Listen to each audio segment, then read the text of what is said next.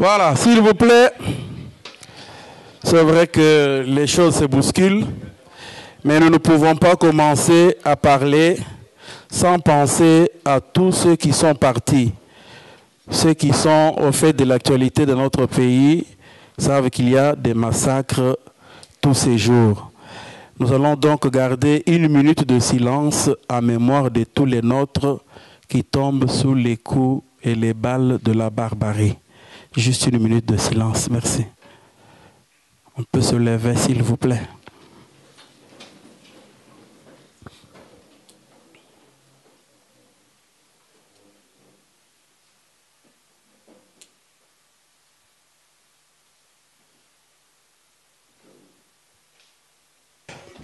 Voilà comment va se dérouler le bref moment de tout à l'heure. Nous allons inviter un membre du comité de la CCE, le pasteur Pierre-Simon Chitungu, qui nous vient de l'Allemagne, juste pour un petit mot de bienvenue pour nous accueillir. Nous suivrons un bref récit politique cette fois-ci, pas biographique, mais un bref récit politique du parcours d'Étienne Tshisekedi. Nous inviterons M. Cheikh Fita, journaliste venu de Belgique, M. Fabien Koussanika, venu également de Belgique, et M. Kevin Maïzo, qui vont tour à tour, 5 minutes, donner leur lecture de l'actualité. Juste après, le débat sera ouvert parce qu'il ne s'agit pas de conférences académiques. On va débattre et se poser des questions et des questions qui puissent valoir la peine. Pasteur Simon, vous avez la parole. Merci.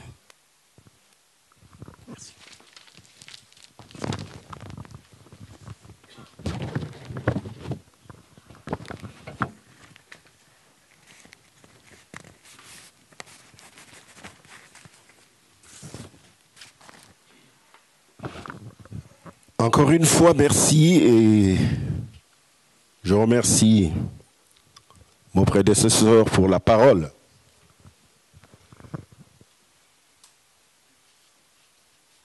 Mesdames, Mesdemoiselles et Messieurs, très chers amis du Congo, très chers compatriotes de la diaspora congolaise, c'est pour moi un honneur et un réel plaisir de vous adresser ces jours au nom de la Convention des Congolais de l'étranger et de sa présidente et son comité, un mot d'accueil et de bienvenue pour avoir abandonné vos multiples occupations et être venus pour qu'ensemble nous puissions commémorer la mémoire d'Étienne Tshisekedi Wamulumba. Merci. Parce que nous avons aussi été reconnaissants, nous avons commencé cette cérémonie par un culte pour rendre gloire à Dieu et lui demander de contrôler toutes choses. Normalement, on devait dire « séchons nos larmes » car il y a plus de 2 mois qu'Étienne Tshisekedi est mort. On devait penser à passer à autre chose. Mais, hélas, ce n'est pas encore le moment de sécher nos larmes. Ce n'est pas encore le moment de passer à autre chose. Mon prédécesseur vous a demandé de vous lever pour 1 minute de silence. Merci, c'est une tradition. Mais excusez-moi, je vais, moi, pour ma part, vous demandez de vous lever pour dire 4 choses.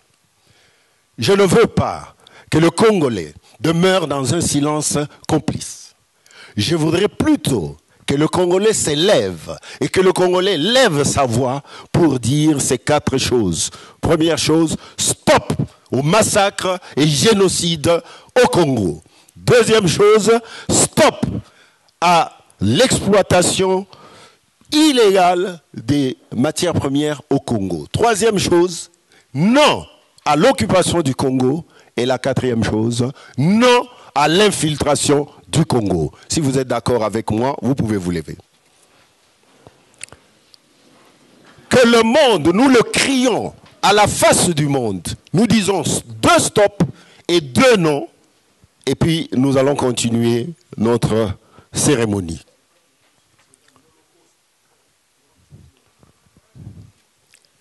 Ok, premier non. Stop à l'Holocauste. Stop au pillage des richesses. Non à l'occupation du Congo. Et non à l'infiltration du pouvoir au Congo. Je vous remercie. Je vous remercie. La CCE qui vous accueille ce soir est née en 2014, quelque part à Charmé, c'est à 20 km d'ici. La CCE s'est un peu spécialisée dans l'organisation des colloques, des réunions, où des réflexions se tiennent, mais aussi où des propositions se font. Mais la CCE ne s'est pas arrêtée là. La CCE, merci, parce que CCE. Convention des Congolais de l'étranger, c'est aussi occuper des actions concrètes sur les terrains. Il n'y a pas des actions qui ont été menées pour la République démocratique du Congo où la CCE était absente. Les marches, les sit-ins, la rédaction des mémos, les actions de lobbying, elle a tout fait et elle n'a pas arrêté, elle continue encore. Et elle va même amplifier à cause de ce que nous vivons. Elle a circulé un peu partout en Europe, Charmé, c'était en Suisse, Luxembourg, Bruxelles, Cologne, Metz, Genève, et aujourd'hui nous revoici encore à Fribourg. Mais la cérémonie d'aujourd'hui est toute particulière. Elle est particulière parce que nous venons honorer la mémoire d'un homme. La mémoire d'un homme exceptionnel, d'un patriarche, d'un leader, d'un homme qui a su galvaniser les masses ou atomiser, n'est-ce pas, l'attention de son peuple sur le sort de son pays. Oui, tout à l'heure on vous parlera d'Étienne, on en a aussi parlé dans le culte. Et tout à l'heure il y aura un débat, n'est-ce pas, des compatriotes autrement plus qualifiés que moi viendront nous aider à débattre, à revisiter l'actualité du Congo. Merci d'être venu à Kervin, merci d'être venu à Fabien, merci d'être venu à Cheikh Fita. Ces frères qui viennent chaque soir à égayer un peu nos soirées maussades d'hiver en Europe. Au point que, dans certaines familles, quand on ne les a pas écoutés, les gens tombent malades. Merci d'être là. La CCE est ouverte. La CCE veut travailler avec tous les Congolais et même les étrangers qui ont l'amour du Congo, qui portent le Congo dans leur cœur. Je ne vous ferai pas une révélation en vous disant que j'ai vu une dame dont le père est français et la mère, elle est autrichienne, la sœur Culin, n'est-ce pas?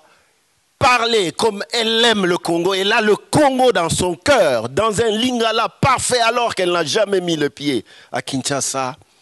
Demander aux Congolais de se réveiller pour crier, pour taper toutes les portes et pour chercher la solution au problème du Congo.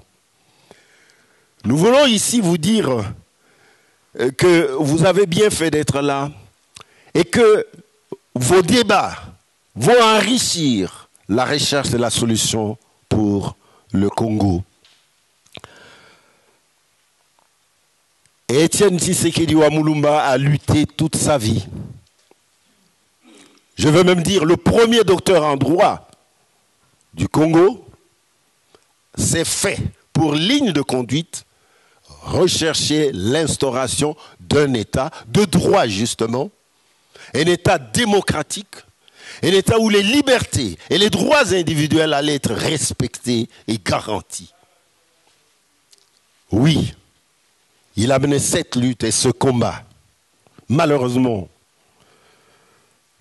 il n'est pas arrivé au pouvoir, ou disons mieux, il n'a pas pris le pouvoir, ne l'a pas conservé pour faire exécuter cet idéal.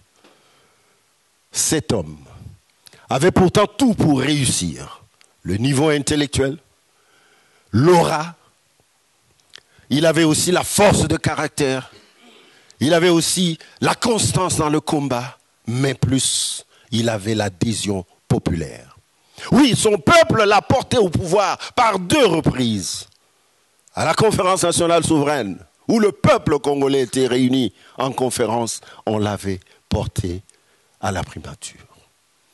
Et en 2011, tout le monde s'en souvient, les Congolais avaient voté Etienne Tshisekedi à la présidence du Congo. Mais hélas, nous pouvons aujourd'hui remarquer et accepter qu'il y a des forces obscures qui l'ont empêché d'exercer ce pouvoir qui lui avait pourtant été donné démocratiquement. Les forces obscures, les ennemis de l'intérieur, par des coups bas et des traîtrises, coalisés aux ennemis de l'extérieur, n'est-ce pas, qui ont voulu que l'Afrique soit ce continent des renards, ces rois fainéants qui règnent sans l'accord ou l'autorisation de leur peuple, mais qui sont là parce qu'il y a des marionnettes derrière qui tirent les ficelles. Car eux, ils ont fait main basse sur les richesses, pas seulement du Congo, mais aussi de l'Afrique. J'appelle renards ces chefs parrainés de l'extérieur, ceux qui peuvent sortir du néant, mais pour avoir trahi ou pour avoir éliminé un homme important, ils accèdent au pouvoir. Et on les soutient parce que l'on a coutume d'appeler la communauté internationale. Oui, peuple congolais, nous avons des bonnes raisons de nous révolter. Comment comprendre, le disait encore mon frère, mon aîné, Kabongo Madimba, qu'un pays qui est don des dieux, qui est richement béni, où il ne manque de rien, puisse avoir le peuple le plus pauvre et misérable du monde. Et non seulement ce peuple est pauvre et misérable, mais maintenant, comme l'a dit mon frère, avec l'Holocauste, on veut tout simplement liquider, éliminer tout Congolais afin de s'approprier son territoire. Nous avons du pain sur la planche. Nous devons cogiter, nous devons réfléchir. Ici, seule la force des arguments doit l'emporter sur les arguments de la force. Car Etienne Tshisekedi avait opté pour un combat ou une lutte non violente. J'entends des gens critiquer la lutte non violente. Mais regardez le monde, visitez l'histoire. Comment le rideau de fer est tombé. Comment, par exemple, en Amérique latine, les théologiens de la théorie, n'est-ce pas, de la libération ont galvanisé leur foule. Est-ce que nos indépendances, nous les avions obtenues en tirant de coups de fusil? Ou bien on a à un moment ou à un autre négocié pour avoir ces indépendances? Et que dire de Martin Luther King Jr. aux États-Unis? Combien d'armes ou de balles a-t-il tiré pour que, après sa mort, un certain Barack Obama devienne président des États-Unis d'Amérique? Mais en choisissant la lutte non violente, Étienne Tshisekedi n'a interdit à personne d'utiliser les moyens qui lui semblent appropriés et à même d'amener le Congo quelque part. Nous avons à réfléchir ensemble. Quelquefois, on critique des théories comme l'unité ou l'union fait la force. Mais dans le monde entier, même la Belgique, ancienne puissance coloniale, a pour devise l'union fait la force. Et même Karl Marx, quand on cherchait qu'est-ce qu'il fallait avoir comme devise du parti communiste, eh bien ils ont dit prolétaires de tous les pays, unissez-vous. Mais comment au Congo, tout ce qui est bon ailleurs et qui marche devient inopérant? C'est des questions parmi lesquelles nous devons trouver une solution. Les hommes des dieux du Congo, nous, je parle aussi de moi, nous avons aussi joué un rôle quelquefois paradoxal ou nocif quand nous avons eu rendez-vous avec l'histoire. Parce que la conférence nationale souveraine avait été présidée par un prélat. Et quand le gouvernement Tshisekedi sortira, il sera le premier à dire « Je ne vois pas de vertébrés dans ce gouvernement ». Or, Tshisekedi voulait justement changer la classe politique. Les gens qui trahissent aujourd'hui ou que vous contestez aujourd'hui étaient de ce gouvernement-là. On les a connus, n'est-ce pas? Les Tarsis Loseke, Pierre Lumbi, qui lui-même fait un témoignage, il dit « Je ne savais rien de la politique, je ne voulais même pas être ministre des Affaires étrangères. » Il m'a dit « Prends ce poste-là, Pierre. » Étienne Tshisekedi avait confiance en l'homme congolais. Étienne Tshisekedi, comme on l'a dit au culte, avait un grand cœur, un cœur de pardon. Les gens ne comprenaient pas comment ils pouvaient s'asseoir à la même table que les gens qui avaient exterminé les Kassaïens. C'était ça, Étienne Tshisekedi. Je dis aussi un autre mot. Quelqu'un avait écrit quelque part un jour du sang sur les lianes, c'est-à-dire que quand le caoutchouc congolais devait être exploité pour faire booster l'économie européenne avec la naissance de l'industrie, eux, ils n'ont vu du sang que sur les lianes. Mais moi, je vous dis que quand vous regardez bien le Congo, il y a du sang partout. Il y a du sang sur les lianes, il y a du sang sur les fleuves, il y a du sang sur les mines, sur l'or. Il y a du sang partout. Je voulais même dire, le carton rouge qu'on avait donné à Kanambe en décembre est en train encore de devenir de plus en plus rouge, tellement le sang coule au Congo. Surtout.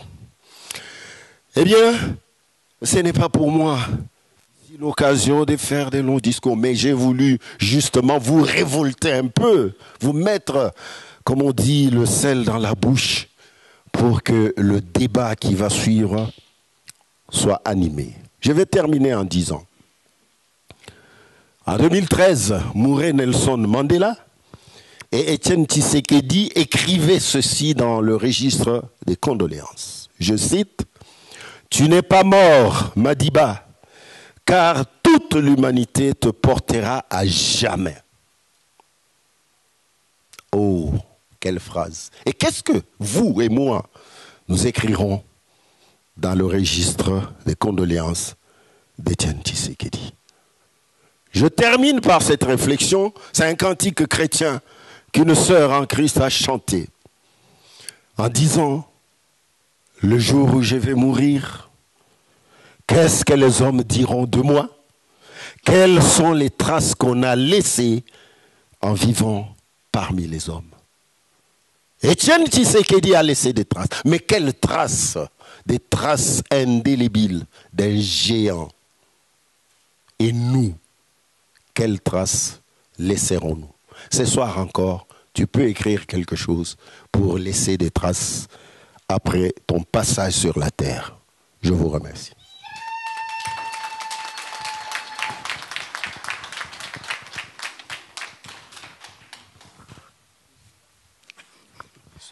Voilà, merci à Pasteur Simon d'avoir si bien prêché.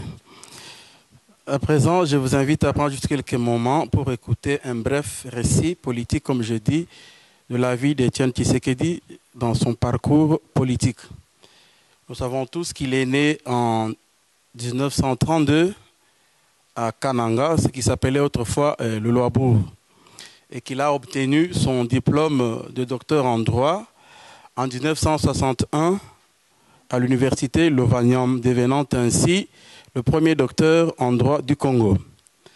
Nous savons tous qu'il a rencontré Mobutu, qui avait besoin de quelques éminences grises pour diriger le pays après son coup d'État.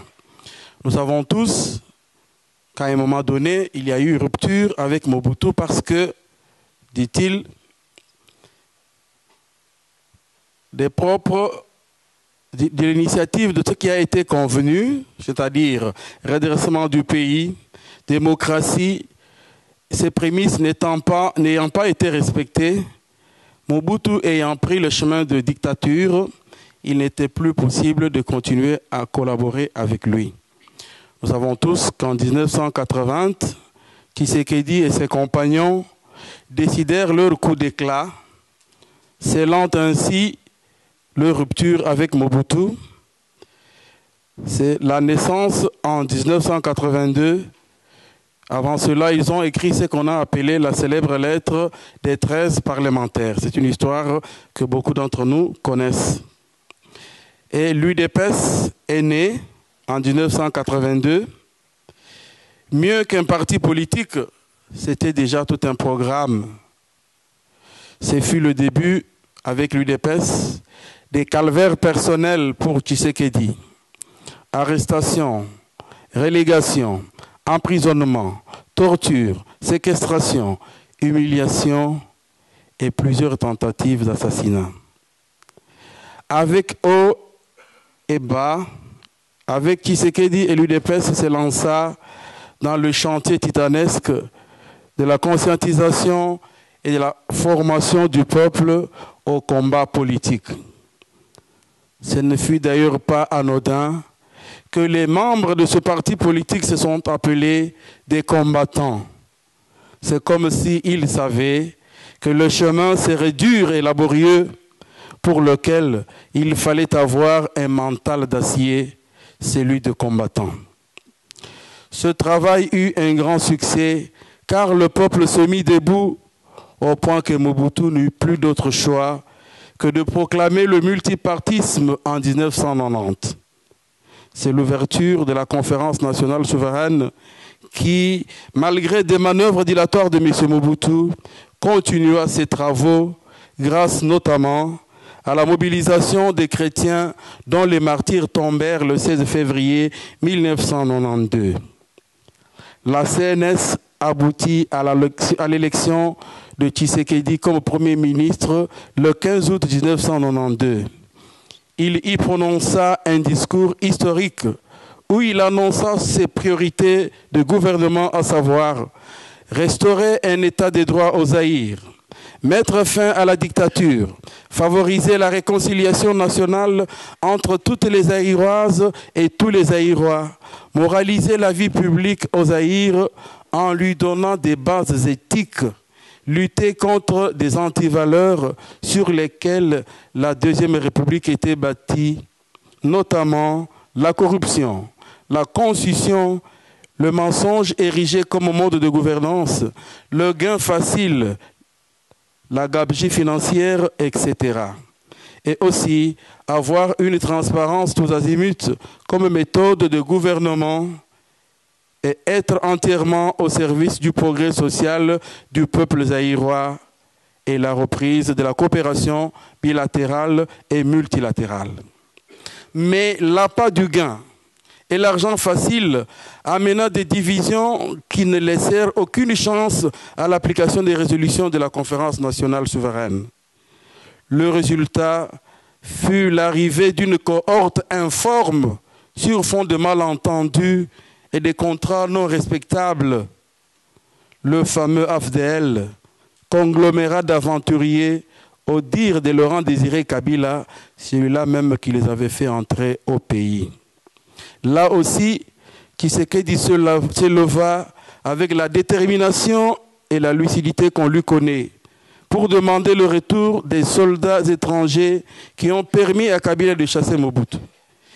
N'ayant pas compris cela à temps et s'étant renfermé dans une gestion autocratique du pouvoir, tournant le dos à ses anciens alliés, mais sans avoir assuré ses arrière-gardes, Laurent Désiré Kabila périt de la manière la plus ridicule pour un chef d'État.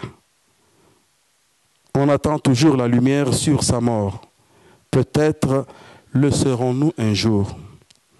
Et pour mettre fin à des multiples rébellions qui ont endeuillé le pays, surtout à l'Est, Tshisekedi, avec d'autres politiciens, ont soutenu le dialogue, comme vous le savez, à Sun City, qui a abouti par l'accord inclusif. Mais au moment où il fallait gérer le fameux 1+4, il y a eu des manœuvres politiciennes qui l'ont écarté. Et là aussi, il a préféré la sagesse du roi Salomon. Mais ceux qui avaient pris le pouvoir, ils se sont livrés à des jouissances. Ils ne se réveillèrent que quand M. Tshisekedi leur dit que tout devait s'arrêter le 30 juin 2005. Le 23 décembre 2011, à l'issue de l'élection tant controversée, M. Kabila a été proclamé président de la République. Alors que tout le monde le sait, M. Tshisekedi a été élu. C'est ainsi qu'il prêta serment dans sa résidence, d'où le surnom de président élu. En juillet 2014, il est parti en Belgique pour des soins médicaux et il y est resté jusqu'en juillet 2016. Mais avant de retourner au pays, il a réuni tous ceux qui se réclament de l'opposition dans une plateforme appelée le Rassemblement des forces sociales acquises au changement.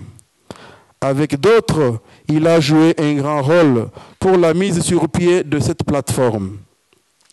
Mais ce fut aussi une occasion pour que des opportunistes de tous bords et des politiciens véreux puissent s'infiltrer avec le stratagème du pouvoir de Kabila qui suscita le scepticisme de certains compatriotes. Étienne Tshisekedi fut placé à la tête de cette structure qui a vu jour à Genval en Belgique. Il a reçu de ceux qui étaient là une reconnaissance politique qui l'a placé à la tête du rassemblement. Démocrate convaincu et même convaincant, fervent défenseur de la non-violence, il entraîna ceux qui ont cru en son combat sur le chemin du dialogue, donnant une chance à la paix. Et sous la houlette de la conférence épiscopale des évêques, les vraies négociations ont commencé entre Kabila et l'opposition. Car ce dernier, c'est-à-dire Kabila, était fin mandat. À la fin de l'année 2016, la signature de l'accord de la Saint-Sylvestre intervint. Le peuple congolais entra en 2017 avec un brin d'espoir, bien qu'avec un goût amer, tant l'ennemi en face, tel un serpent blessé, faisait redouter le retournement de la situation. Fin janvier 2017, Étienne Tshisekedi se rend à Bruxelles pour raison de santé. On le savait tous en déplacement de contrôle de routine. Hélas, le 1er février 2017, coup de tonnerre, Étienne Tshisekedi est mort. Quel homme fut-il? Juste un mari, un père de famille, quelque peu mystérieux, 2 fois mystifié, mais tout simplement un homme qui avait aimé son pays plus que tout au monde, qui lui a consacré la majeure partie de sa vie avec une rigueur et une constance qu'on trouve rarement chez le commun des mortels. D'où le foisonnement des surnoms, tous fruits de l'imaginaire populaire. Le sphinx de Limété, le leader Maximo, le vertébré Mukongo Nzoko, B52, le vieux Thomas Landa, le père de la démocratie, le Baoba, la cathédrale de la résistance, et j'en passe les meilleurs. Tout ceci a montré combien il était estimé par son peuple. Que dire de plus sur son parcours politique, sinon que ce fut un homme d'une grande constance, d'un fort caractère. Je me souviens, en 2005, je crois, il m'a accordé un entretien et je lui ai demandé, dites-moi, moi qui suis jeune, j'ai le cœur fendu au regard de ce qui se passe dans mon pays. Comment avez-vous fait pour résister jusqu'ici avec tout ce que vous avez enduré? Il me dit, mon secret, il faut le demander à Dieu. Fervent défenseur de la souveraineté du peuple, avant l'organisation des élections de 2011, il a sillonné le monde et il a expliqué à un journaliste au Canada qu'il sillonnait le monde pour dire à ceux qui se considèrent comme décideurs qu'il est temps, 50 ans après notre indépendance, de nous laisser nous prendre seuls en charge. Tshisekedi a toujours cru en l'homme congolais. Il acceptait tous ceux qui voulaient partager son combat, le combat commun pour un Congo fort et prospère. Mais, laissez-moi vous le dire, dans l'histoire de l'humanité, jamais un homme n'a été autant trahi. Même Jésus n'a été trahi qu'une fois par Judas et renié 3 fois par Pierre.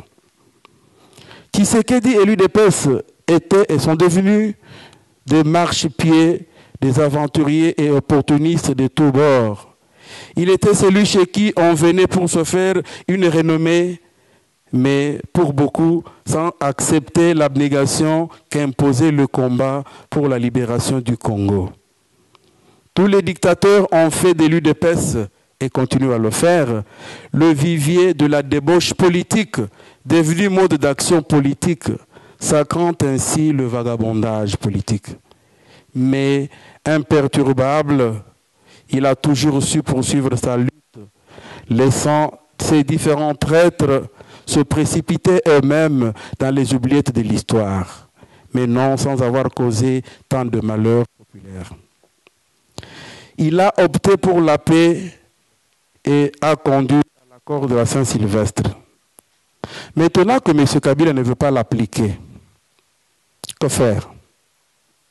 Pas plus tard qu'hier, M. Kabila a réalisé son coup de force. En lieu et place d'appliquer l'accord, il a unilatéralement nommé un débauché en la personne de Bruno Tshibala comme Premier ministre. Et d'ailleurs, même s'il appliquait l'accord et nommait un Premier ministre du Rassemblement, au jour d'aujourd'hui, à quoi cela servirait-il? Aurons-nous les élections tant attendues à la fin de cette année? Maintenant que le peuple est pris en otage, abandonné à son triste sort, avec un pays infiltré jusqu'à la racine, que pouvons-nous faire? Mieux, que devons-nous faire pour passer des paroles aux actes et assumer notre destin comme peuple? Voilà le sens du débat de tout à l'heure. Et pour terminer, je dois dire qu'on l'ait aimé ou détesté, Tshisekedi aura marqué une génération de politiciens, façonnés en lettres d'or des millions de consciences pour la lutte démocratique. Les valeurs d'intégrité et de constance qui furent les siennes tout au long de son combat sont plus qu'à jamais dans l'histoire actuelle de notre part. Était-il un saint? Loin de là, toute prétention. Mais dans l'histoire du Congo, il a pris sa part et non de moindre valeur.